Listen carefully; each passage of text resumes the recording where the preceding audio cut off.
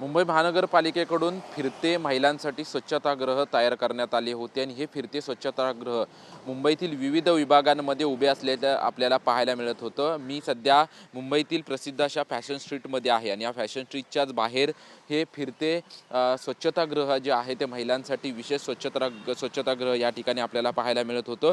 परंतु एक या ठिकाणी प्रकार उघडकीस आला होता। महिलांसाठी स्वच्छतागृह एकीकडे सुरू होतं तर दुसरीकडे याच स्वच्छतागृहाच्या बाजूला अगदी स्वच्छतागृहाला लागूनच जे आहे ते टी कॅफे म्हणून या ठिकाणी कॅफे सुरू होतं आणि या कॅफेमध्ये अनेक पदार्थ जे आहेत ते देखील पदार्थ मिळत होते आणि हा प्रकार जो आहे तो उघडकीस आल्यानंतर आता या कॅफेवरती मुंबई महानगरपालिकेकडून कारवाई करण्यात आलेली आहे।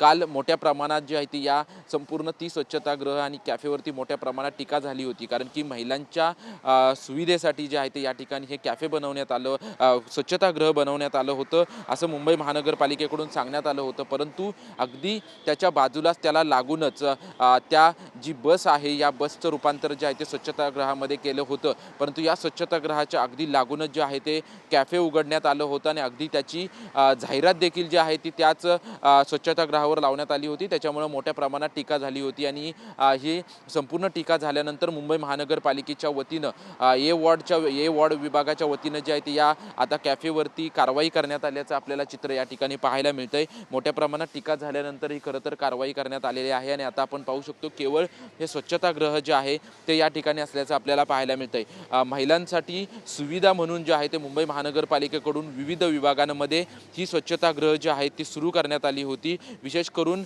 फोर्ट परिसरामध्ये आणि कुलाबा परिसरामध्ये या स्वच्छतागृहांची जी आहे ते मोठ्या प्रमाणात संख्या आहे। त्याचसोबतच इतर मुंबई शहर आणि उपनगरामध्ये देखील ही स्वच्छतागृह उभारण्यात आलेली आहेत। परंतु स्वच्छतागृहाला लागूनच त्यामध्ये जे आहे ते कॅफे उघडण्यात आल्यानंतर मुंबई महानगरपालिकेकडून एका दिवसातच जी आहे ती कारवाई करण्यात आलेली आहे। कॅमेरामन आदिल सह निवृत्ती बाबर, TV9 मराठी, मुंबई।